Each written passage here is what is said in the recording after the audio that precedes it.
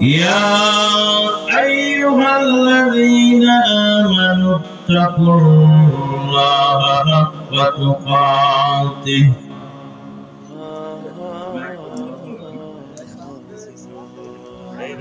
يا أيها الذين آمنوا اتقوا الله حق تقاته ولا تموتن إلا وأنتم مسلمون يا أيها الناس اتقوا ربكم الذي خلقكم من نفس واحدة وخلق منها زوجها وبث منهما رجالا كثيرا ونساء واتقوا الله الذي تساءلون به والأرحام إن الله كان عليكم رقيبا يا أيها الذين آمنوا اتقوا الله وقولوا قولا سديدا يصلح لكم أعمالكم ويغفر لكم ذنوبكم ومن يطع الله ورسوله فقد فاز فوزا عظيما وقال تعالى اتبعوا ما أنزل إليكم من ربكم ولا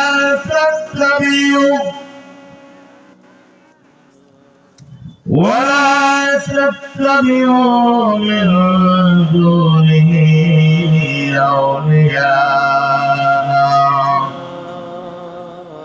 قليلا ما تذكرون وقال تعالى يا أيها الذين آمنوا كونوا أنصار الله كما قال عيسى ابن مريم للحواريين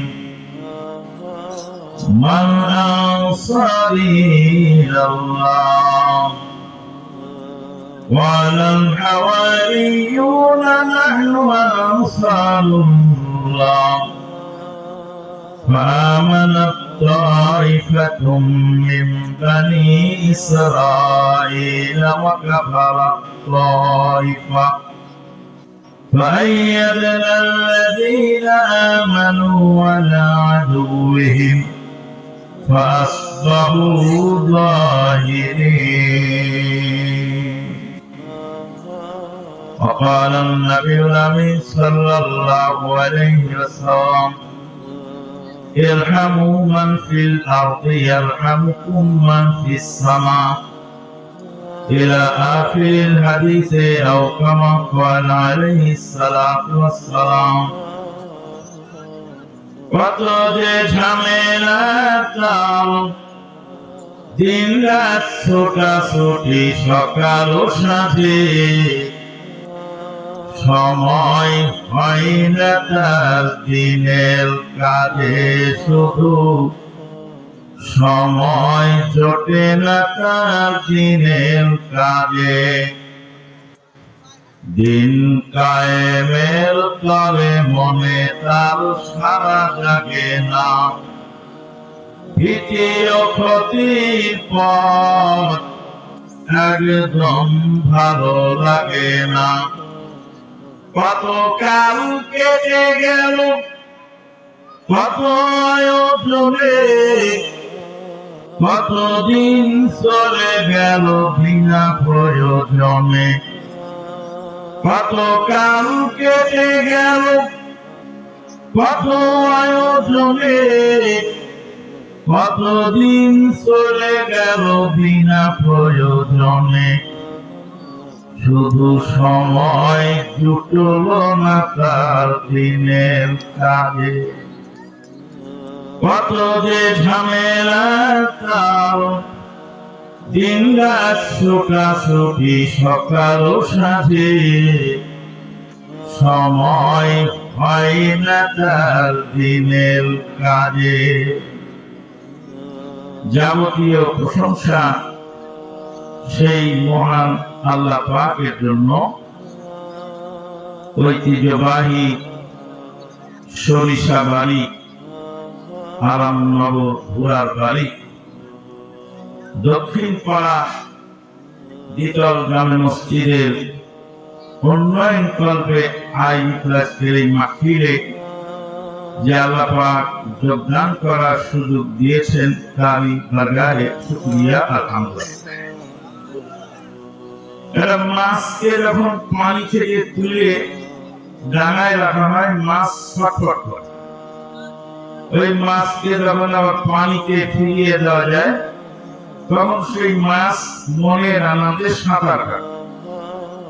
এখন আমাদের দেশে ওয়াজ মাহফিলগুলি বক্তা শ্রোতারা সবাই মনের আনন্দে সাঁতার কাটে। বিগত বছরগুলিতে ওয়াজ মাহফিল করা যে কি ঝামেলা ছিল। ডিসি বলে ওসির কাছে যাও, ওসি বলে এসপির কাছে যাও, এসপি বলে চেয়ারম্যানের কাছে যাও, চেয়ারম্যান প্রায় মেম্বারের কাছে যাও। তার মানে ওয়াজ মাহফিল নিয়ে যত জ্বালা এবং ঝালা। নর্তকী নাচনে পূজা পার্বণে কোন অনুমতি তেমন প্রয়োজন হয়নি, কারণ ইসলাম ও মুসলিমদের বিরুদ্ধে তাদের অবস্থান।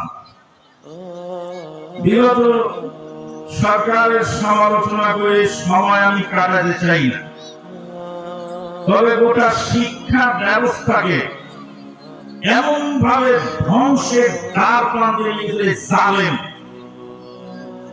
জেনারেল এডুকেশন তো ধ্বংস করছে, বাচ্চাদেরকে ব্যাং নাচানো শিখেছে, ব্যাং কিভাবে নাচে, কুত্তো কিভাবে ডাকে, ডিম কিভাবে ভাজতে হয়, আর মেয়েদের প্রথম পিরিয়ড হলে কি করতে হবে, এগুলি শিক্ষা সিলেবাসের কারিকুলামে ঢুকিয়ে দিলে যাবে না। ডক্টর প্রফেসর আসাদুল্লাহ গালিব চেনেন আপনারা? ডক্টর প্রফেসর আসাদুল্লাহ গালিব এই আরামনগর কামিল মাদ্রাসার সুযোগ্য ছাত্র। এরা আপনাদের জন্য গৌরব, সরিষাবাড়িবাসীর জন্য গৌরব, গোটা জামালপুরবাসীর জন্য গৌরব। যে এই মাদ্রাসা সরিষাবাড়ি আরামনগর কামিল মাদ্রাসা, সেই মাদ্রাসার সুযোগ্য ছাত্র ডক্টর প্রফেসর আসাদুল্লাহ আল গালিব। তবে আপনাদের বুদ্ধি যদি আমার মতো হতো তাহলে এই ডক্টর গালিবকে একদিন এই মাদ্রাসার তরফ থেকে সম্বর্ধনা আপনারা দিন। তাদের বিশ্ববাসী দেখতো যে এই ডক্টর গালিব এখানে লেখাপড়া করেছে, এই দেশের মানুষের চাল ধান নুন রুটি খেয়ে মানুষ হয়েছে। আপনার নিজের সন্তানকে যদি যোগ্যতা হয় সম্বর্ধনা দিতে লজ্জা লাগে? যদি আপনার মাদ্রাসার মান বাড়ে না কমে? অবশ্যই বাড়বে। বিশ্ববাসী জানবে যে ডক্টর গালিব এককালে এখানে ছিলেন, এদেশের নুন রুটি খেয়ে লালিত পালিত হয়েছে। বলছিলাম অন্য প্রসঙ্গে, ডক্টর প্রফেসর আসাদুল্লাহ গালিব স্যারের লিখিত একখানা বই আছে। বইটার নাম হল মাদ্রাসা শিক্ষার অন্তরালে। মাদ্রাসা শিক্ষা সিলেবাসকে ধ্বংস করে এই জালেম বিগত 16-17 বছরে মাদ্রাসা শিক্ষা সিলেবাসের মধ্যে কি কি কুফরিতন্ত্র, কি কি জালিয়াত ঢুকিয়েছে, কি লাইন বাই লাইন উল্লেখ করে সুন্দর করে জবাব দিয়েছে। বইটা আপনারা সবাই সংগ্রহ করবেন।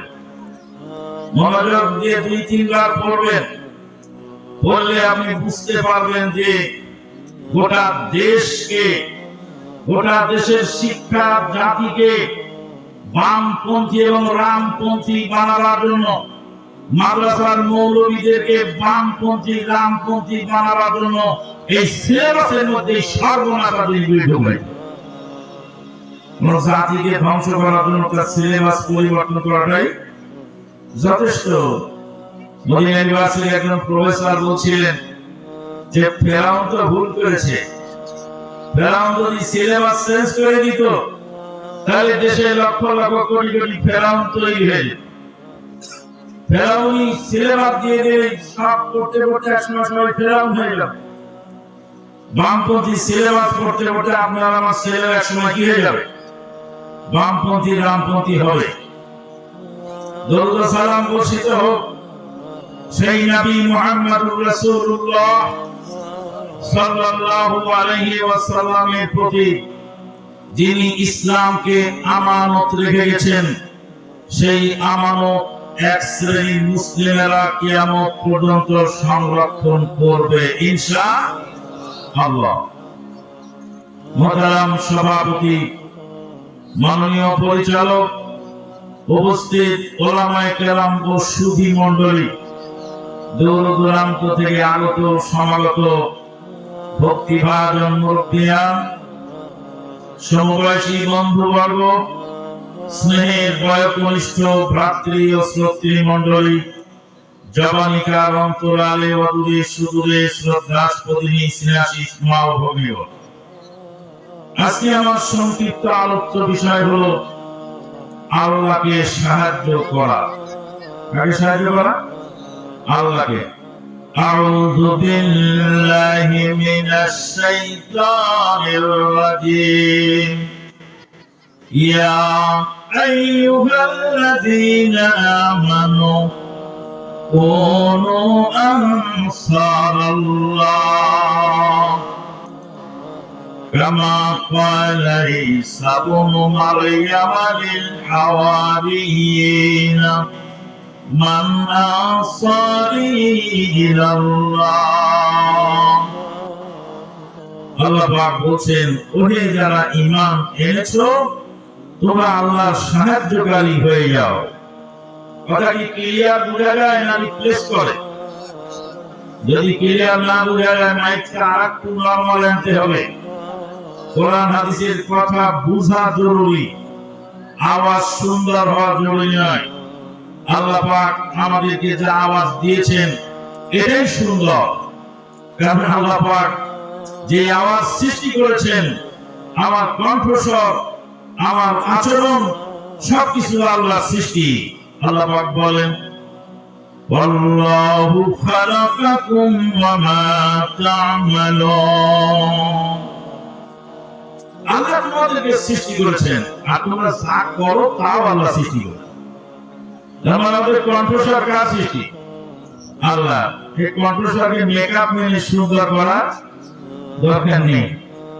কোরআন হাদিসের ওয়াজ এমন একটা জিনিস, একটা শব্দ বুঝতে ভুল করলে সম্পূর্ণ অর্থ বিগড়ে যায়।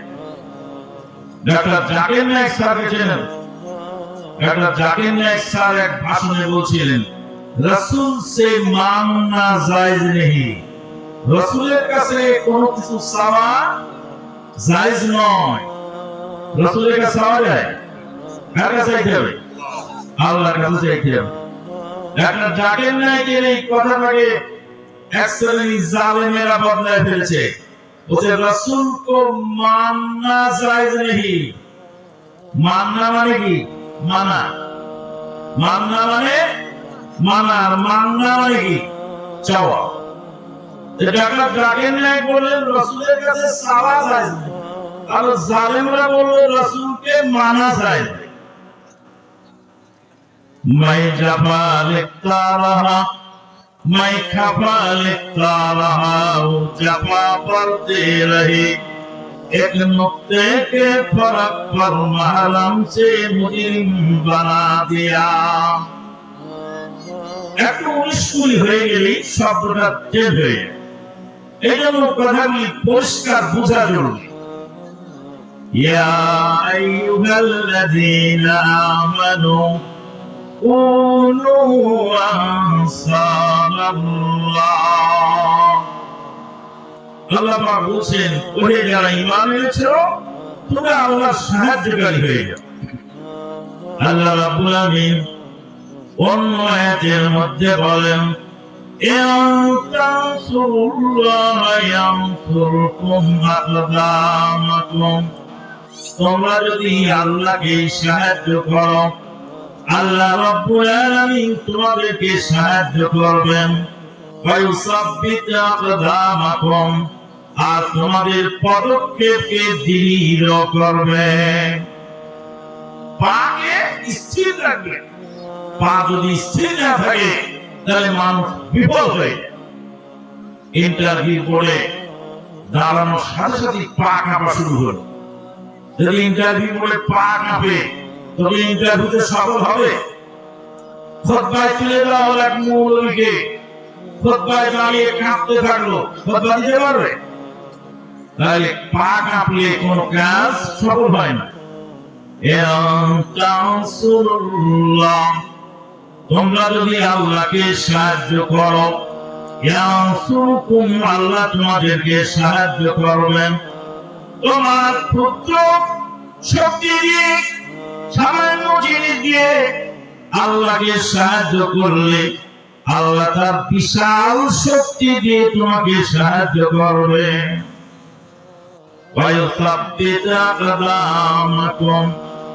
আর তোমাদের পদক্ষেপকে দৃঢ় করবেন, তোমরা সব কাজে সফল হয়ে যাবে। আল্লাহকে সাহায্য করে কিভাবে? আল্লাহকে সাহায্য করতে দুই ভাবে। একভাবে সাহায্য হলো আল্লাহর বান্দাকে সাহায্য করলে আল্লাহকে সাহায্য করা হয়। হাসরের ময়দানে আল্লাহ রাব্বুল আলামিন বান্দাকে ডেকে বলবেন, আমি তো অসুস্থ ছিলাম, আমার শুশ্রূষা কেন করো নাই? আমি তো ক্ষুধার্ত ছিলাম, খাবার কেন দেও নাই? বস্ত্রবিহীন কষ্টের মধ্যে দিন পার করেছিলাম, আমাকে কেন তোমরা বস্ত্র দেও নেই? বান্দা বলবেন, রাজাধিরাজ কুল কায়নাতের মালিক, আপনি মহান স্রষ্টা, আপনি কোন দিন আবার না খেয়েছিলেন?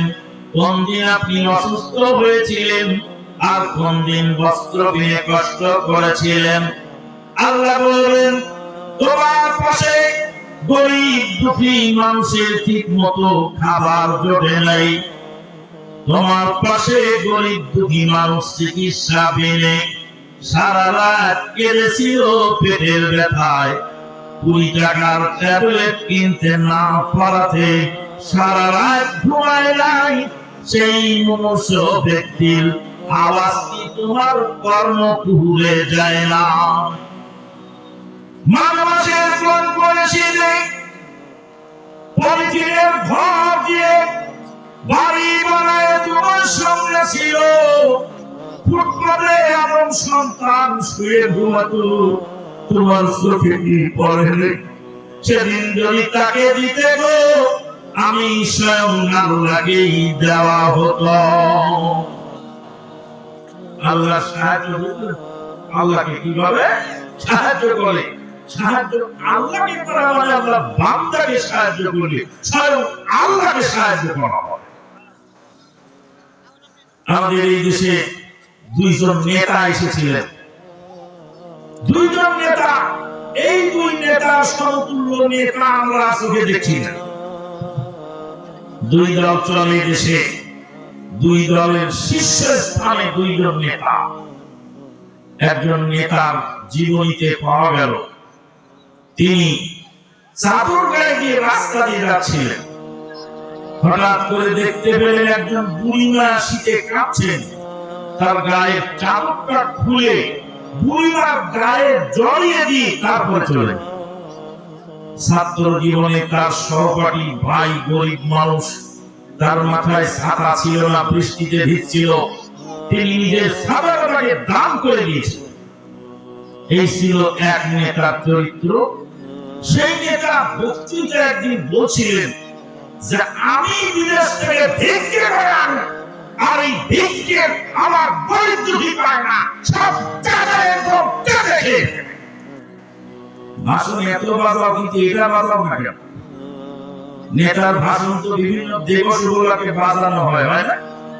কিন্তু এই ভাষণটাকে আপনারা বাজানো শোনেন, কারণ এই ভাষণটা বাজাবে না, এটা বাজালে তাদের ভিতরের জন্ম দশা জাতির সামনে কি হয়ে যাবে? ফাঁস হয়ে যাবে। দোষে গুণে সৃষ্টি, বান বাতাসে বৃষ্টি। সেই নেতার ভুলগুলিকে আল্লাহ ক্ষমা করে দিন। দেশ ও জাতির জন্য যেটুকু করেছেন আল্লাহ পাক সেটুকু কবুল করুন। আল্লাহুম্মা। নেতাকে যদি আল্লাহ ক্ষমা করে দেন, আপনার সমস্যা।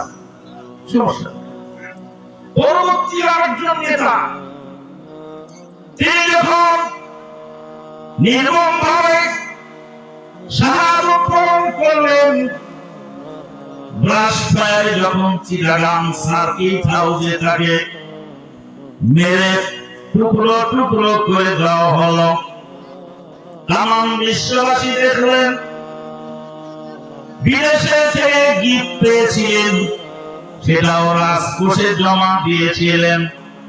বাড়িতে পাওয়া গেল তালিদা পায়জামা আর ভাঙা সুটকেস। খলিফা ওমরের সঙ্গে অনেকেই তাকে তুলনা করে বললেন, জীবনে নিজের জন্য কিছুই করেন না। তার পরবর্তী অনুসারীরা কি সেরকম হয়েছে? হতে পারে নাই। তো নেতাকে মানতে হলে নেতা যেভাবে দেশ ও দশকে ভালোবেসেছেন সেইভাবেই নিজেকে গড়ে তুলতে হবে, তাই নেতাকে ভালোবাসা। বলছিলাম, গরিব দুঃখী মেহনতি জনতার কথা চিন্তা করে এই সমস্ত মানুষগুলি দিনরাত পরিশ্রম করেছেন। আজকে কথা প্রসঙ্গে বলতে হয়, আজকে ওয়াজ মাহফিলে ঝিলিমিলি বাতি জ্বলে, আর অনেকগুলি গেট তৈরি করা হয়। বিয়ে বাড়িতে অনেক টাকা পুড়িয়ে ফেলানো হয়। নেতৃবৃন্দুর আগমনে অসংখ্য গেট তৈরি করা হয়। ঈদ উপলক্ষে বিলবোর্ড বানায় ঈদের শুভেচ্ছা জ্ঞাপন করা হয়। এই টাকাগুলি যদি গরিব দুঃখী মানুষের মধ্যে বিতরণ করা যায়, মহান আল্লাহ খুশি হবেন। আর নেতাদের আল্লাহ রাব্বুল আলামিন তাদের মর্যাদা বুলন্দ করবেন ইনশাআল্লাহ। আজকে গরিব দুঃখী মানুষের মেহনতি জনতা কল্যাণ হয় কি দিয়ে, সেইগুলি চেষ্টা করতে হবে সামনের দিকে।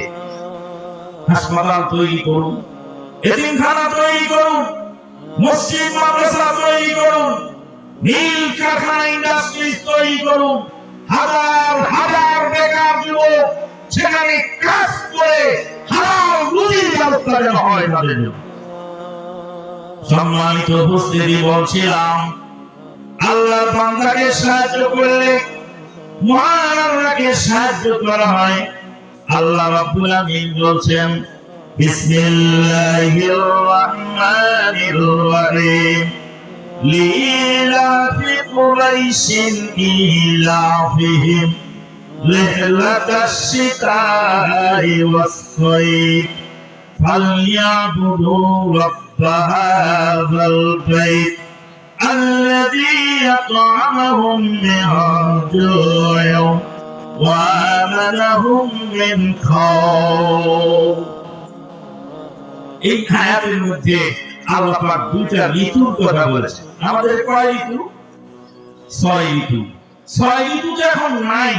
আস্তে আস্তে ঋতুগুলি কমতে কমতে এক সময় মরুর দেশের মতো 2 ঋতুতে পরিণত হবে। গ্রীষ্ম এবং শীত মেজর দুইটা ঋতু। রিহলাতাশ শিতাই ওয়াস সাইফ, শীতকাল কাকে বলে, গ্রীষ্মকাল কাকে বলে, গরমকাল কি জিনিস আর শীতকাল কি জিনিস, গরম কোত্থেকে আসে, ঠান্ডা কোত্থেকে আসে। আল্লাহর নবী বলেন, জাহান্নাম আল্লাহর কাছে অ্যাপ্লিকেশন করলেন, আল্লাহর কাছে আবেদন করলেন, প্রভু হে আকালা বাঁধি বাঁধা আমার এক অংশ আর এক অংশকে খেয়ে ফেলছে। আগুনের হিটে আমি জাহান্নাম ধ্বংসপ্রাপ্ত হয়ে যাচ্ছি। আল্লাহ আমার জন্য একটা ব্যবস্থা করুন। আল্লাহ রাব্বুল আলামিন জাহান্নামকে বললেন, তুই দুইটা নিঃশ্বাস ফেলবি সারা বছরে। সারা বছরে দুইটা নিঃশ্বাস ফেলানোর অনুমতি দিলাম। আল্লাহ নবী বলেন, নাফাসুন ফিস শীতায়ে ওয়া নাফাসুন ফিস সাইফ। শীতকালে জাহান্নাম একটা নিঃশ্বাস ছাড়ে, আর গরমকালে জাহান্নাম একটা নিঃশ্বাস ছাড়ে। নবী বললেন, শীতকালে কনকনে শীতের তীব্রতা যে তোমরা অনুভব করো, এটা জাহান্নামের বরফের প্রভাবে হয়। জাহান্নামের বরফের প্রভাবে মেরু অঞ্চলে এমন বরফ পড়ে, এমন তুষারপাত হয়, নদীর পানিগুলি জমে বরফ হয়ে যায়, পাহাড়ের গায়ে বরফের শাখা শাখা জমে যায়। গাড়ি দাঁড় করিয়ে রাখলে বরফে থেকে যায়, তুষারপাত হয় ওই মেরু অঞ্চলে। আল্লাহ নবী বলে, এটা জাহান্নামের বরফের নিঃশ্বাসের কারণে এমনকি ঠান্ডা হয়। ও মুসলমান, জাহান্নামের বরফের ঠান্ডায় এমন যদি কনকনে হিম শীতল হয়ে যায় মানুষ, বরফের তলকে যখন মানুষকে দেওয়া হবে, তখন কেমন ভয়াবহ পরিস্থিতি হবে অনুমান করো। আল্লাহ নবী বলেন, জাহান্নাম আগুন থেকে যখন নিঃশ্বাস ছাড়ে, জাহান্নামের আগুনের নিঃশ্বাসে হিটস্ট্রোকে মানুষ মরে যায়, গরমে মানুষ অচেতন হয়ে যায়। এটা জাহান্নামের আগুনের লেলিহান শিখাময় জাহান্নামের নিঃশ্বাসের ফসল। খলিফাতুল মুসলিমিন ওমর ইবনে খাত্তাব রাদিয়াল্লাহু তাআলা শীতকাল আসার আগে প্রাদেশিক গভর্নরদেরকে লিখে দিতেন আর বলতেন, হে আমার গভর্নরেরা, শীত আসছে, সাবধান হয়ে যাও। ঠান্ডা এমন ভয়ানক জিনিস, ঠান্ডা ঢুকতে টাইম লাগে না, কিন্তু বের হতে অনেক টাইম লেগে যায়। ঠান্ডা ঢুকে যায়, পুকুরের মধ্যে গেলে একটা ডুব মারবে, 1 মিনিট পরে উঠে দেখবেন নাকটা সব ব্লক হয়ে গেছে। কিন্তু ঠান্ডা কাটতে লাগে 3-4 সপ্তাহ। 3-4 সপ্তাহ শুধু নাক দিয়ে পানি ঝরবে। ওমর ফারুক রাদিয়াল্লাহু তাআলা বলেন, ঠান্ডা ঢুকতে টাইম লাগে না, বের হতে টাইম। ঠান্ডা থেকে সাবধান হও। তারপরে দেখলেন, হে আমার গভর্নরেরা, শীতের কনকনে প্রভাবে যখন মানুষ কষ্ট পেতে থাকে, তখন তোমরা গরম কাপড় বিতরণ করো, গরম কম্বল বিতরণ করো, গরম পোশাক বিতরণ করো।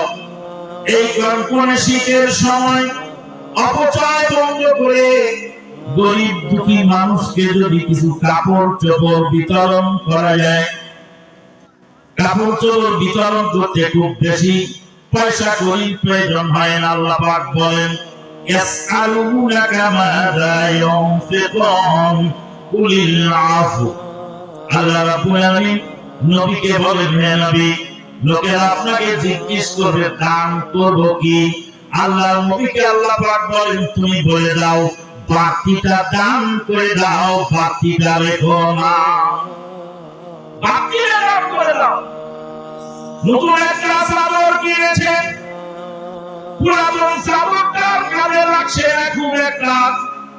নতুন একটা চাদর জামাই বাবু আপনাকে গিফট করেছে, পুরাতন চাদরটা ঘরে পড়ে আছে। ওটা হলো বাতি কাপড়টা গরিব দুঃখী মানুষকে দান করে দাও। আমার বাড়িতে, আপনার বাড়িতে কত কম্বল আর কত শীতের কাপড় বাড়িতে পড়ে থাকে, যেটা পা মোছার কাজ হয়, ঘর মোছার কাজ হয়, অহেতুক পড়ে থাকে, সেগুলি ধুলাই করে যদি গরিব দুঃখী মানুষকে দেওয়া যায়, তাহলে গরিব দুঃখী মানুষ কম করে শীতের মধ্যে উপকৃত হয়। এখন আমাদের দেশে এক শ্রেণীর গরিব আছে, তারা গরিব হলেও খুব অহংকার আছে না এরকম গরিব? আপনার বাড়িতে মেহমান আসে, মেহমান খাওয়ার পরে খানাটা বেঁচে গেল, পার্শ্ববর্তী গরিব দুঃখী মানুষের মধ্যে খানাটা বিতরণ করে দেয়। কিন্তু দিতে গেলে এক শ্রেণীর গরিব বলে যে গিলতে পারে কি দিতে এসেছে। বলে না আপনাদের এলাকার মাসের কিনা জানি না, আমাদের এলাকায় আসলে গিলতে পারে কি দিতে এসেছে। আমরা কি ফকির মিসকিন যেটা বাঁচলো কাটা ফুটা তাই নিতে এসেছে? এখন ও গরিব মানুষ, ওকে কি মেহমানের আগে আপনি দাওয়াত খাওয়াবেন? মেহমান খেয়ে যাওয়ার পরে যেটা প্রাপ্তি হলো সেটা আপনি দান করবেন। আল্লাহ পাক বলেন কুলিল আফু, যেটা প্রাপ্তি হয় সেটা দিয়ে নাও। তার মানে আপনার আমার বাড়িতে পুরাতন আসবাবপত্র থাকে, পুরাতন বাসন কোসন থাকে, সেগুলি দান করতে খুব একটা টাকা পয়সা লাগে না, কিন্তু সেটা গরিব মানুষের সাথ লাগার ধন। আল্লাহ আল্লাহ নবী বলেন ইরহামু মান ফিল আরদি ইয়ারহামুকুম মান ফিস সামা। জমিনে যারা আছে তাদের উপরে দয়া করো। আল্লাহ দয়া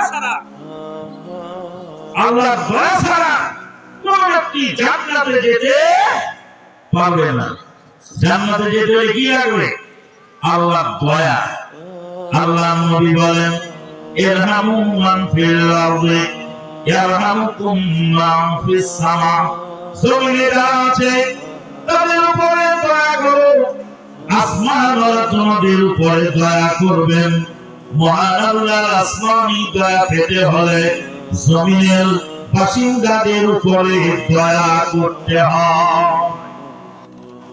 তৃষ্ণার্ত কুকুর ছানাকে পানি পান করা বাঁচিয়ে একজন দেহ ব্যবসায়ী মহিলা জান্নাত পেয়ে গেলেন। বুখারীর হাদিসের খবর আপনারা বহুবার শুনেছেন।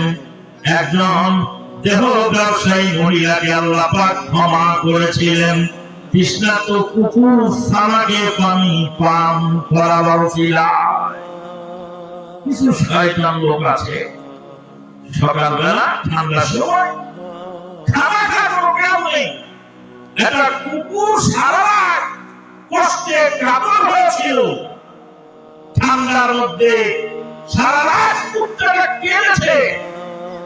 ওর পোশাক আশাক নেই, ওর গরম জায়গায় শোয়ার ব্যবস্থা নেই, ওর কোন নির্ধারিত কোন ঘর নেই, রাস্তাঘাটে হেঁটে বেড়ায়। সকালবেলা শয়তান লোকটা চাদর গায়ে দিয়ে, জ্যাকেট গায়ে দিয়ে ওই অসহায় কুকুরের একটা ঢেল মারে। ঠান্ডার মধ্যে কুকুরটা কাঁদতে কাঁদতে চলে গেল দক্ষিণ দিকে। দক্ষিণ দিকে চলে যাওয়ার পর বলে আর এক শয়তান লাগিয়ে দিবে জড়ে, সে আবার একটা ঠ্যাঙের মধ্যে মারি লাগলো। আরে বেয়াদব, ঠান্ডার মধ্যে তোর গায়ে একটা মারি নিয়ে দেখ কেমন লাগে, তোর গায়ে একটা পাথর তুলে মারি ঠান্ডার সময় কেমন লাগে। কুকুরটা তোমার ক্ষতি করেছে না, কেন ওকে আঘাত করলে? ওকে পারলে খেতে দাও, না পারলে ওকে আঘাত করলে। সে আল্লাহ সৃষ্টি জীব। কিছু মানুষ আছে আবার বাকি করে, মানুষ খেতে পায় না, কুত্তারে গোশত কিনে খাওয়ায়। আদম সন্তানের প্রায়োরিটি আগে নাই কুকুর বিড়ালের প্রায়োরিটি আগে? কথা বলে যেখানে আদম সন্তান খেতে পায় না সেখানে কুত্তা পালে হাজার হাজার টাকা খরচ করে, অ্যাকুরিয়ামে মাছ পালে হাজার হাজার টাকা খরচ করে, বাড়িতে পাখি পালে শখের বসে হাজার হাজার টাকা খরচ করে। এগুলি সব আল্লাহর আদালতে হিসাবের কাঠগড়ায় দাঁড়ায় দিতে হবে। গরিব দুঃখী মানুষকে দান করা হলো আল্লাহকে সাহায্য করা, আল্লাহর বান্দাকে সাহায্য করাকে আল্লাহকে সাহায্য করা। আল্লাহর সৃষ্টি জীবের উপরে দয়া করার নাম হলো আল্লাহকে সাহায্য করা। কথা ক্লিয়ার? দুই নম্বর সাহায্য হলো আল্লাহর দ্বীনকে সাহায্য করা। ইয়া আইয়ুহাল্লাযীনা আমানু কুনু আনসারাল্লাহ। আল্লাহর দ্বীনকে হেফাজত করার জন্য, আল্লাহর দ্বীনের সাহায্য করা, আল্লাহর দ্বীনের জন্য নিজের সব কিছুকে বিলিয়ে দিয়ে আল্লাহর দ্বীনকে হেফাজত করার নাম সাহায্য করা। আল্লাহর দ্বীনের সাহায্যের জন্য আল্লাহর নবী সাহাবায়ে কেরামগণ জীবন কুরবান করে দিয়েছিলেন।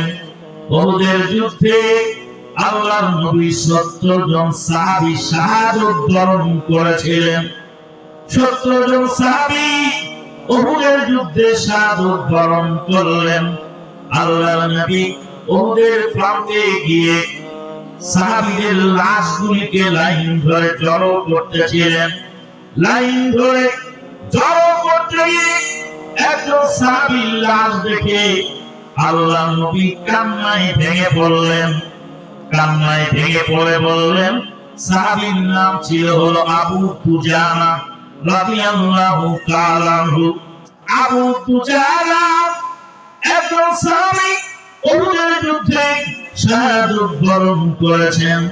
আল্লাহর নবী সাহাবীর লাশটা নিয়ে লাইন ধরে যখন রাখতেছিলেন, আবু দুজানার লাশ দেখে আল্লাহর নবী কান্নায় ভেঙে পড়লেন। বললেন, সাহাবীরা, আমার আবু দুজানার চেহারাটা এমন হয়েছে কেন? 3.5 হাত বড়িতে 86টা তীরের দাগ, 86টা তীরের দাগ 3.5 হাত বড়িতে, এতটুকু জায়গার মধ্যে 86টা তীরের দাগ। নবী বলেন, সাহাবীরা, আমার আবু দুজানার লাশটা এমন কেন হলো? সাহাবায়ে কেরামগণ বলেন, ইয়া রাসূলুল্লাহ সাল্লাল্লাহু আলাইহি ওয়াসাল্লাম, আপনার আবু দুজানা আপনার সামনে যুদ্ধ করতেছিলেন। একবার যখন কাফেররা তীর মারে সামনে থেকে, আবু দুজানা বুক পেতে সেই তীরগুলি নিজের বুকে ধরে নেন। কাফেররা যখন পিছন দিক থেকে তীর মারে, তখন পিঠ দিয়ে তীরগুলি ধরে নিচ্ছেন। সাইড থেকে যখন তীর মারছে, তখন পাথর দিয়ে তীরগুলি ধরছেন, হাতে ধরছেন, পায়ে ধরছেন। আবু দুজানা আপনার চারদিকে দৌড়াদৌড়ি করে, যেদিক থেকে তীর আসে সবগুলি তীর নিজের গায়ে ধরে নিয়েছেন। একটা তীরও সাইয়্যিদুল মুরসালিনের গায়ে লাগতে দেয় না। রাদিয়াল্লাহু আনহু ওয়া রাদু আনহু। আল্লাহ রাব্বুল আলামিন তাদের উপরে রাজি হয়ে গেছেন। আল্লাহ রাব্বুল আলামিন তাদের অনেককে জান্নাতের শুভ সংবাদ দুনিয়াতে দিয়েছেন। তাদের পরনে বস্ত্র নাই, হাতে অস্ত্র নাই, খাবার তেমন কিছুই নেই। যুদ্ধের ময়দানে খেজুর নিয়ে নেমেছে আল্লাহর নবীকে হেফাজত করার জন্য, আল্লাহর দ্বীনকে হেফাজত করার জন্য জীবন কুরবান করে দিয়েছিলেন। উহুদের যুদ্ধের কোনায়, মাঠের কোনায় একজন মহিলা দাঁড়িয়ে আছেন। বোরকা পরিহিতা মহিলা কি যেন বললেন নবীকে। নবীর দৃষ্টি আকর্ষণ করছেন মহিলারা। মা বোনেরা শোনেন, ভালো করে মনোযোগ দিয়ে শোনেন। আল্লাহর নবী মহিলার কাছে গিয়ে জিজ্ঞেস করলেন, কে গো তুমি, তোমার পরিচয় কি? তুমি কি বলার জন্য এসেছ? বলে, আমি আপনার সাহাবী, তরুণ সাহাবী, নাম তার হামজালা রাদিয়াল্লাহু তাআলা আনহু। হামজালা রাদিয়াল্লাহু তাআলা আনহু স্ত্রী আমি, সে আমার স্বামী। একটা কথা বলার জন্য এসেছি। কি বলবা তুমি, বলো। ইয়া রাসূলুল্লাহ, যুদ্ধের ময়দানে মানুষ শহীদ হয়ে গেলে তাকে রক্ত মাখা শরীরে দাফন করতে হয়। কাপড় পরিবর্তন করা হয় না, তাকে গোসল দেওয়া হয় না। রক্ত মাখা শরীরে, রক্ত মাখা কাপড়ে তাকে দাফন করতে হয়। আমার স্বামীকেও তো তাই করবেন আমি জানি। আমার স্বামী যুদ্ধের ময়দানে আল্লাহ দ্বীনের জন্য শাহাদাত বরণ করেছেন। আল্লাহ নবী বলেন, যুদ্ধের ময়দানে যারা শহীদ হয়ে যাবে, রক্ত মাখা শরীরে, রক্ত মাখা কাপড়ে তাদের দাফন করতে হবে। হাসরের ময়দানে পিঙ্কি দিয়ে শরীর দিয়ে রক্ত বের হবে, আর সেই রক্ত মাখা শরীরে আল্লাহর দরবারে হাজির হবে। রক্তের ঘ্রাণ হবে মিশকে আম্বারের মতো, রক্তের কালার হবে জাফরানি কালার। কোন বর্ণনে আছে শহীদদের রক্তের কালার হবে জাফরানি কালার, কোন বর্ণনে আছে রক্তের কালার হবে রক্তের মতো, আর ঘ্রাণ হবে মিশকে আম্বারের মতো। শহীদদের রক্তের ঘ্রাণ সমস্ত হাসর ময়দান ছড়িয়ে পড়বে। রক্ত মাখা শরীরে শহীদদেরকে আল্লাহ পাকের দরবারে হাসরের ময়দানে উঠানো হবে। ইয়া রাসূলুল্লাহ, এটা গোপন কথা রয়েছে। আমার স্বামী হামজালা রাত্রে আমার সঙ্গে বাসর মিলন করেছিলেন। গোসল করার সময় পান নাই রাসূল। গোসল করার আগে ফরজ গোসল বাকি রেখে যুদ্ধের ডঙ্কা বেজে গেছে, ফরজ গোসল গায়নি, তিনি যুদ্ধের ময়দানে ঝাঁপিয়ে পড়েছিলেন।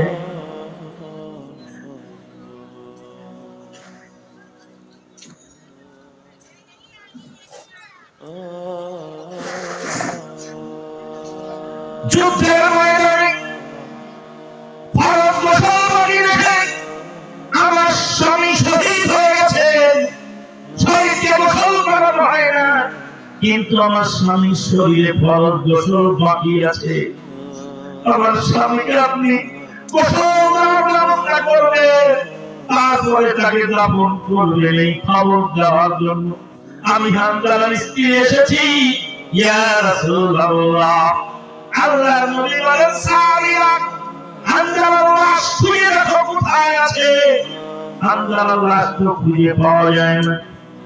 69 জন সাহাবী, 69 জনের লাশ খুঁজে পাওয়া গেল, একজন সাহাবীর লাশ খুঁজে পাওয়া যাচ্ছে না।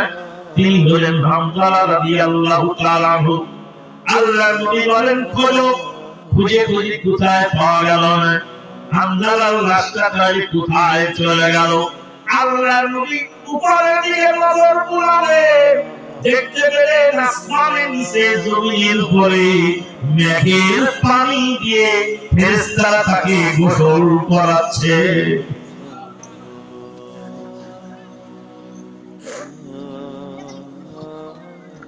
আমরা আল্লাহর দ্বীনের জন্য নবীর নাম শুনে চুন খাই, নবীর নাম শুনে নবীকে ভালোবাসি দাবি করে আশেকে রাসূল সাজি, কিন্তু রাসূলের দ্বীনের জন্য কাজ করতে রাজি হই না।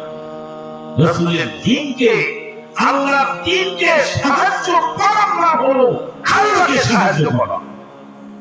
ইয়া আইয়ুহাল্লাযীনা আমানু কুনু আনসারাল্লাহ কামা ক্বালা ঈসা ইবনে মারইয়াম লিল হাওয়ারিয়িন মান আনসারি ইলাল্লাহ ক্বালা আল হাওয়ারিয়ুন নাহনু আনসারুল্লাহ ফামানাত তাইফাতুম মিন بني إسرائيل وكفرت طائفة فأيدنا الذين آمنوا على عدوهم فأصبحوا ظاهرين। আমরা দ্বীনকে ক্ষতিগ্রস্ত হচ্ছে, অমুসলিমরা ইসলামকে নস্যাৎ করার জন্য, ইসলাম মুসলিমকে ধ্বংস করার জন্য সব রকমের জাল পেতে রেখেছে। আজকে অমুসলিমেরা 3 শ্রেণীর লোককে টার্গেট করেছে ইসলামকে ধ্বংস করা। প্রথম শ্রেণী হলো নারী জাতি।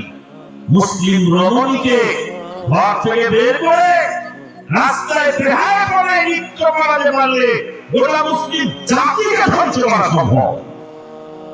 কারণ মেয়েদেরকে ধ্বংস করতে পারলে মুসলিমদেরকে ধ্বংস করতে আর সময় লাগবে না।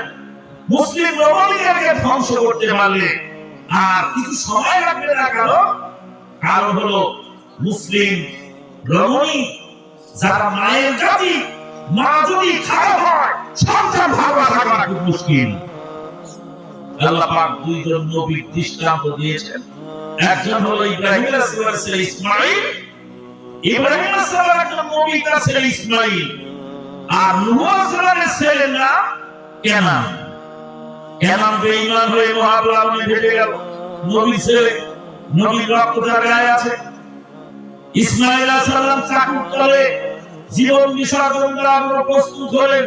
তিনিও নবীর ছেলে, এক নবীর ছেলে কুরবান হওয়ার প্রস্তুত, আর এক নবীর ছেলে মহাপ্লাবনে ভেসে গেল।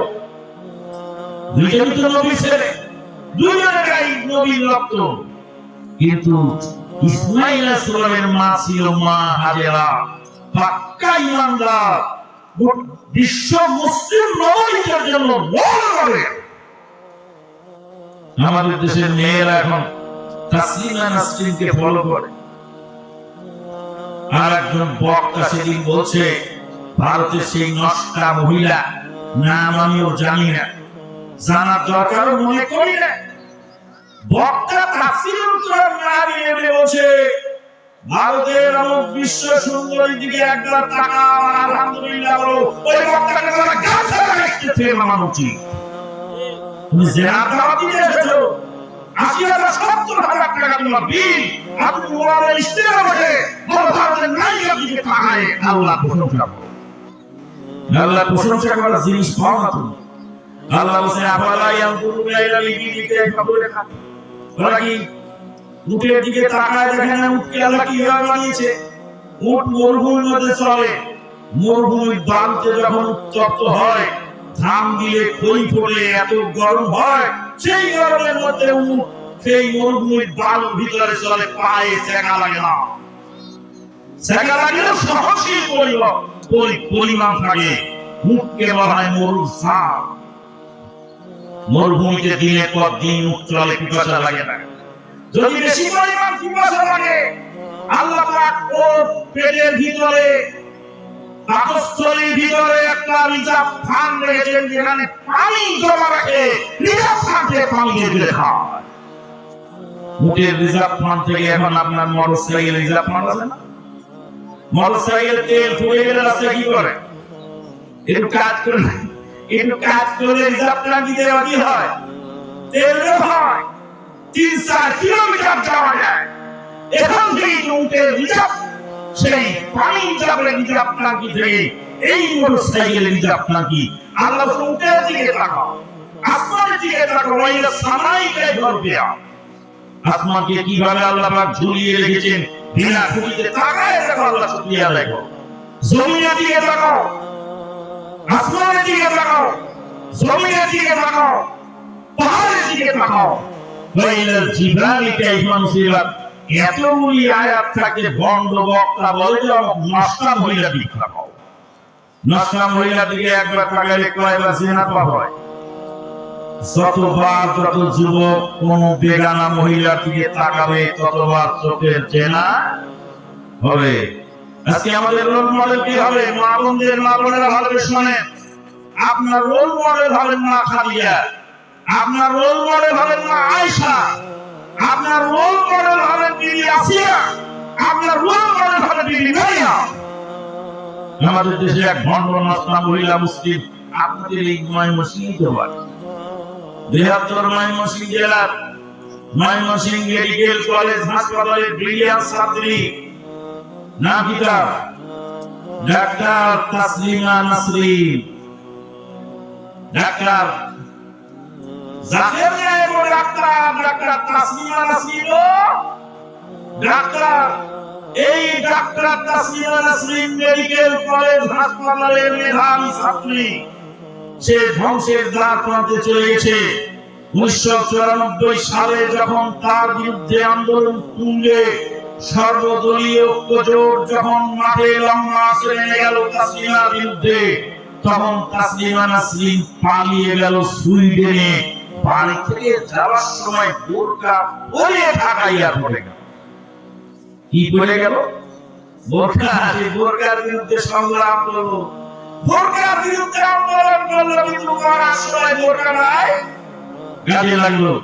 আমি এখন তাসলিমা নাসরিনকে বলি, তুমি মুসলিম ঘরের সন্তান, তওবা করে ফিরে আসো, বোরকা পরো। আল্লাহ পাক সেদিন যেমন বোরকার উসিলায় তোমার জীবন বাঁচিয়েছিলেন, এখন বোরকা পরো, জাহান্নামের আগুন থেকে বাঁচতে পারবা। বোরকা পরলে রহমত হবে, অ্যাসিড ধর্ষণ রক্ষা পাবে। বোরকা পরলে রহমত হবে, অ্যাসিড ধর্ষণ রক্ষা পাবে। এহকালে পরকালে পাবিরে নাজাত কি আদরের মা বোন, বোরকা ছাড়া যাইও না ঘরের বাহিরে। জাগরণ গায়ে মন খারাপ হয়, জাগরণ মাঝে মাঝে একটু আসে। বোরকা পরলে রহমত হয়, অ্যাসিড ধর্ষণে কি হয়? রক্ষা পায়। কোন বোরকা পরা মহিলার উপরে লম্পট চরিত্রহীন যুবকের আলোর দৃষ্টি ফেলে না। আল্লাহ বলছেন কোরআনে, আলা ইউদাইন ওয়া কানা আল্লাহু গফুরার রহিমা। বলছিলাম মা বোনেরা, ঘরের ভিতরে থাকবেন, বিনা প্রয়োজনে বের হবেন না। প্রয়োজনে বের হতে হলে বোরকা পরে বের হবেন। আমাদের মা বোনদেরকে ধ্বংস করতে পারলে গোটা মুসলিম জাতিকে ধ্বংস করা সম্ভব। ইব্রাহিম আলাইহিস সালামের স্ত্রী মা হাজেরার পেটে ইসমাঈল জন্ম নিলেন। নূহ আলাইহিস সালামের স্ত্রী ছিল বেঈমান, বেঈমানের নাম ছিল ওয়াহেলা। ওয়াহেলার পেটে কেনান জন্ম নিল, বেঈমানের পেটে বেঈমান জন্ম নিল, আর ইমানদারের পেটে ইমানদার জন্ম নিল। ইহুদি নাসারা চাই মুসলিমরা নিজেদেরকে ধরতে বের করে চরিত্রহীন বানাতে পারলে গোটা জাতিকে ধ্বংস করতে টাইম লাগবে না। সমিতি আছে নাকি আপনার এলাকায়? শোনেন মুমিনগণ, এনজিওদের হইল আগমন, মুসলমানের চিরশত্রু ইস্টিডিয়ার দালালেরা মোড়ে মোড়ে স্কুল খুইলা করতেছে ঈমান হারা। সুদের টাকায় কিস্তি দিয়া করছে পর্দা বিসর্জন, এনজিওদের হইল আগমন। মুরগি ঘরের মধ্যে আটকানো আছে, মুরগির ঘরে মুরগি আটকে আছে মানুষ, আর শিয়ে এসে মুরগিকে বলছে, ও মুরগি, তোমার স্বাধীনতা নষ্ট করেছে তোমার মালিক, তোমাকে ঘরে বন্দি করে দিয়েছে, তোমাকে জেলখানায় রেখেছে, তুমি বেভার সঙ্গে গলাগলি নিয়ে ধরে চলি আর রাস্তার মুক্ত বাতাসে এলাকায় স্বাধীনতা অর্জন করো। শিয়ালের লক্ষ্য উদ্দেশ্য কি? মুরগির ঘাড় মটকানো। যারা ঘর থেকে বাবাকে রাস্তায় বের করে, ওরা চরিত্রহীন লম্পট ছাড়ার কিছু নয়, মেয়েদেরকে স্বাধীনতার দাওয়াত দেয়। একজন মেয়েকে ভরণ পোষণের জন্য আল্লাহ পাক চারজন পুরুষ নিয়োগ করেছেন। কয়জন? একজন হলো বাবা, একজন হলো ভাই, একজন হলো স্বামী, আরেকজন হলো ছেলে। যদি চারজন পুরুষের কেউ না থাকে, তাহলে রাষ্ট্রপতি এই অসহায় মহিলাদেরকে ভাতা দিয়ে পালবে। আল্লাহর নবী বলেছেন, আল্লাহ ওয়ালিউল লিমান লা ওয়ালিয়া লাহা, যে মহিলার কোনো কেউ নাই, অসহায়, তার অভিভাবক আমি নবী রাষ্ট্রপতি রাষ্ট্র হয়ে গেলাম, রাজপথে গেলে ভরণ পোষণ দিতে হবে। কিন্তু আমাদের দেশের অনেক নেতা আছে, বিধবার ভাতা চায়, চুরি করে খায় ফেলে। আপনাদের এলাকায় আছে কিনা জানি না, অনেক জায়গায় আছে। বিগত প্রধানমন্ত্রী দুঃখ বলে বসিলেন, করোনাকালীন সময় চাল বিতরণ করতে দিলাম, অনেক নেতারা করোনা চাল চুরি করে খেল। তারপরে তিনি বললেন, তাদেরকে যদি কাপড়ের কাপড় বিতরণ করতে দেই, কাপড়ের কাপড় চুরি করে পাঞ্জাবি বানায় দেবে। মনের দুঃখে বলেছে, আল্লাহু আকবার। মামুনদেরকে ধ্বংস করতে পারলে জাতিকে ধ্বংস করা সম্ভব। দুই নম্বর, যুব চরিত্রকে ধ্বংস করতে পারলে জাতির মেরুদণ্ড ভেঙে যায়। যুবকদেরকে ধ্বংস করার জন্য 5টি মারণাস্ত্র। এক নম্বর হল মাদক। আমার আগের বক্তা মাদক সম্পর্কে বিশদ বলে গেছে দুই নম্বর হলো নারী সহশিক্ষা, পর্দাহীনতার কারণে, সহশিক্ষার কারণে হাজার হাজার যুবক আজকে লেখাপড়া ছেড়ে দিয়ে সব ঘটনা। তিন নম্বর হলো ইন্টারনেটের অবাধ বিচরণ, ইন্টারনেট যত্রতত্র ব্যবহার। পানি ছাড়া মানুষ বাঁচে না, কিন্তু প্রাণী যখন বেশি হয়ে যায়, নিয়ন্ত্রণ হারায়, তখন প্রাণী প্লাবনে ভেসে মানুষ মরে যায়। ইন্টারনেট খুব জরুরি জিনিস, কিন্তু ইন্টারনেট যখন নিয়ন্ত্রণ হারায় ফেলে, হাজার হাজার যুবক ধ্বংসের দ্বার প্রান্তে পৌঁছে যায়। আর ৪ নম্বর হলো আপনার প্রতিহিংসার রাজনীতি। কি প্রতিহিংসার রাজনীতি? লন্ডন থেকে যোগ্য সন্তান তারেক জিয়া বাংলা বলছে, জালেমকে হরিয়ে দিয়ে তোমরা নিজেরা জালেম হইও না, জুলুম করো না। এ শুনে কার কথা? যার জামনে ধরে সেইটা করতে থাকবে। নেতার নেতৃত্ব যখন বলিষ্ঠ বলে না মানবে, তখন জাতি অবশ্যই ধ্বংসপ্রাপ্ত হবে। সম্মানিত উপস্থিতি, ৫ নম্বর হলো বন্ধু বান্ধব, অসৎ বন্ধু বান্ধবের খপ্পরে পড়ে হাজার হাজার যুবক আজকে ক্ষতিগ্রস্ত। যুবকদের ধ্বংসের জন্য কয়েকটি কারণ: ১ নম্বর মাদক, ২ নম্বর নারী সহশিক্ষা, দিন রাত ২৪ ঘন্টা পর্দা ফরজ, ৩ নম্বর হলো ইন্টারনেট নিয়ন্ত্রণ, ৪ নম্বর হলো প্রতিহিংসা বর্জন, আর ৫ নম্বর হলো সৎ বন্ধু নির্বাচন। ৩ নম্বর টার্গেট যাদেরকে করেছে তারা আলেম ওলামা। আজকে আলেম ওলামারা যা বলে মানুষ আশ্চর্য হয়ে যায়। একজন আলেম বলে জানি যাও না তুমি মামে যাও, একজন বলে ফরজ সালাতের পরে সম্মিলিত মুনাজাত বিদআত, আর এক মৌলবি এসে কয় বিদআত কে বলে বাবু পাপ হবে সব আমি না। দুইজন মৌলবীর মারামারিতে তুরাগ নদীর মাটি যখন রক্তে লাল হচ্ছে, তখন আর এক মৌলবী বলছে তুরাগ নদীর পানি রক্তে লাল করে দেব। মুফতি যদি এই কথা বলে, আলেম যদি বলে তুরাগ নদীর পানি রক্তে লাল করব, তুমি একজন আলেম মানুষ, তোমার মুখের ভাষা এমন কেন? একজন ডাক্তার যেমন আপনার সাধারণ সবারই বন্ধু, ডাক্তারের কাছে ডাক্তারের দলের লোক আছে না বিরোধী দলের লোক আছে? একজন অসহায় রোগী যেমন সবার কাছে, একজন ডাক্তার যেমন দেশের সম্পদ, একজন আলেম যেমন দেশের সম্পদ। আলেম যখন কোনো তলবিবাহী হবে, সেখানে দিয়ে কল্যাণ আশা করা যায় না। একজনের পক্ষ অবলম্বন করে বলছে তুরাগ নদীর পানি রক্তে লালে লাল। কবি বলছে, তুমি মুসলমানের ছেলে, কার লাগিয়া জীবন দিয়ে রক্ত দিয়ে ঠেলে, রক্ত দিয়ে জীবন দিয়ে কার লাগিয়া করছে দলে। প্রশ্ন তোমার ইসলামী দল ঐক্য কেন নয়? তাই বলে কি চাইবে তুমি বাতিলের বিজয়? বক্তৃতা দিতে দিতে মা খাদিজা সম্পর্কে কটু মন্তব্য, মুখ ফসকে বের হয়ে যায়, বেসামাল হয়ে কথা বলে। কিছু বক্তাদের মাইকের সামনে আসলে হুঁশটা থাকে না। নবী সাল্লাল্লাহু আলাইহি ওয়াসাল্লামকে কাওবয় বলে, একজন বক্তা নবীকে কাওবয় বললেন, এটা কি তার ভুল না? সে ইসলামের নবীকে খাগড়া বলে বলছে, সেটা ভুল স্লিপ অফ টাং, তার জ্ঞানের অভাবে হোক, তার শব্দ চয়নে ভুল হোক, একটা ভুল সে করে ফেলেছে, কিন্তু সেটা আমার ভাইকে বলতে হবে নবীর শান মানে খেলাফ, কোন শব্দ প্রয়োগ করা যাবে না।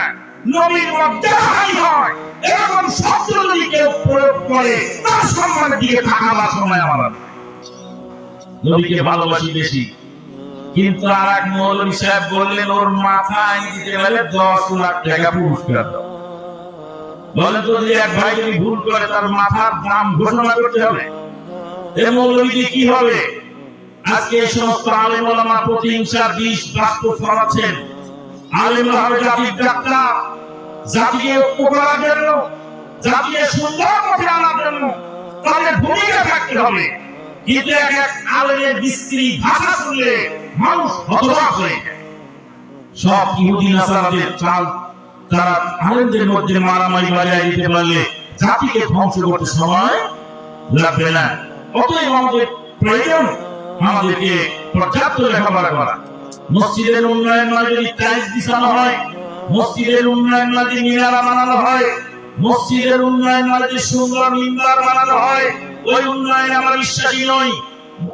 নবীর মসজিদ ছিল কাঁচা, রাসূলের ঈমান ছিল পাকা। আপনার মসজিদ পাকা হওয়ার সাথে সাথে মুসলিমদের ঈমানকে পাকা করতে হবে। যে কাঠের উপর দাঁড়িয়ে খুতবা দেয় তার নাম মিম্বার। 24,000 26,000 টাকা খরচ করে ঢাকা শহরের এক মসজিদে সেগুন কাঠের মিম্বার বানিয়েছেন মসজিদ কমিটির একজন ব্যক্তি। আমি ওখানে উপস্থিত। বলেন মিম্বারটা কেমন হয়েছে? বলেন খুব সুন্দর হয়েছে। প্রায় 26,000 টাকা লেগেছে। সস্তা বলে কথা বলছি, 26,000 টাকা হলে একজন ইমামের বাড়িতে ঘর তোলা গেছে। আমি বললাম মসজিদের মিম্বার আনছেন সেগুন কাঠের 26,000 টাকা দিয়ে, আপনার ইমামের সাউদি যে পানি পড়ে তা আপনি জানেন? আপনার ইমামের বেতন কত? আপনি কমিটির সদস্য, আপনার মাথায় দিলেন না। কয় জায়গা তরকারি, কয় জায়গায় গেলেন, কয় জায়গায় মাছ, কয় জায়গায় গেলেন, কয় জায়গায় সাত, কয় জায়গায় গেলেন। ইমামকে যে বেতন দেন সেই বেতন ইমামের কয়দিন চলে? একবার যদি বিবেচনা না করতে পারেন কিভাবে মসজিদের নিরাপত্তা? কথা কি বোঝা যায়? কথা কি বোঝা যায়? মুয়াজ্জিনের ঘরে চাল নাই, মুয়াজ্জিন সকালবেলা কোন করে শীতের মধ্যে আযান দেয়, 5 মিনিট দেরি হয়ে গেলে অনেক মসজিদের কমিটি মুয়াজ্জিনের পরে পাথর ভাঙে। কিন্তু তুমি কমিটির লোক এই শীতের দিনে একটা চাদর কিনে মুয়াজ্জিনের হাতে দিয়েছো। ও মুয়াজ্জিন সাহেব, তুমি তো কোন করে শীতের মধ্যে আযান দাও, এই চাদরটা তোমাকে দিলাম, তুমি শীতের সময় গায়ে দিও। টাকা নেই আপনার? আছে তো? সব খাতে ব্যয় হয়, কিন্তু সব খাতে ব্যয় হয় না। মসজিদকে সুন্দর করার মানে হলো সালাতকে সুন্দর করতে হবে, রাসূলের তরিকায় হতে হবে। আল্লাহর কসম, রাসূলের তরিকায় যদি আপনি খেলার উপর সেজদা দেন, সেজদা যদি আল্লাহ কবুল করেন, তাহলে সেই সেজদার অনেক মূল্য। আজকে ওয়াজ শুনে আপনারা খুশি না বেলা? কারা কারা খুশি? দুই হাত তোলেন। আল্লাহ তুলে রাখেন, নামাবেন। আল্লাহ তোমার বান্দারা খুশি আছে, তুমিও খুশি হয়ে যাও। বাম হাত নিচে নামান, ডান হাত পকেটে ঢোকান। কার পকেটে ঢোকাবেন? প্রত্যেকে আপন আপন যা যা পকেটে ঢোকাবে। স্বেচ্ছাসেবকেরা চাদর নিয়ে ভিতরে ঢুকে বলো যে একজন ভাই নাসিরুর রহমান একটু ওঠো, চাদর নিয়ে হারো, রুমাল নিয়ে হারো। মা বোনেরা, আপনারা ওয়াজ শুনলেন, এই মসজিদের উন্নয়ন ক্লাবে পরিশেষে আপনারা কিছু দিয়ে যান। অনেকেই প্রধান বক্তার হাতে দিতে চান, দেওয়ার অপেক্ষায় থাকেন।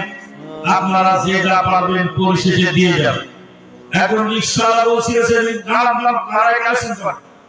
একজন দাঁড়ান তো, দাঁড়ায় কালেকশন করেন, একজন দুইজন দাঁড়ায় যান। দর্শনের কাছে নিয়ে যেতে পারবেন। যাদের দেওয়া বাকি আছে তারা তো দিবেন, যারা দিয়েছেন তারা আবার দিতে পারেন। পুকুরে একবার জাল টানিয়ে বড় বড় মাছ ধরা পড়ে, পরে আর একবার টানিয়ে কিছু দাঁড়িকানা পুঁটি মাছও ধরা পড়ে। একজন রিকশাওয়ালা বলছেন, আমি তো রিকশাওয়ালা, আমি কি দান করবো? বললাম তুমি 3 বেলা 3 কাপ চা খাও, 50 থেকে 60 টাকা তুমি ব্যয় করো। তোমার বাড়িতে মেহমান আসলে 1 কেজি গরুর গোশত কিনতে না পারলে একটা ব্রয়লার মুরগি কিনে মেহমান রাখো। তোমার ছেলে ঠ্যাং যদি আজকে রাতে ভাঙে, কাল সকালবেলা তোমার 10,000 টাকা লাগবে, তখন তুমি বলবে না রিকশাওয়ালা আমার ছেলে চিকিৎসা দরকার নেই। তাই রিকশাওয়ালা সব কাজ করে, তুমি 5 টাকাই দাও।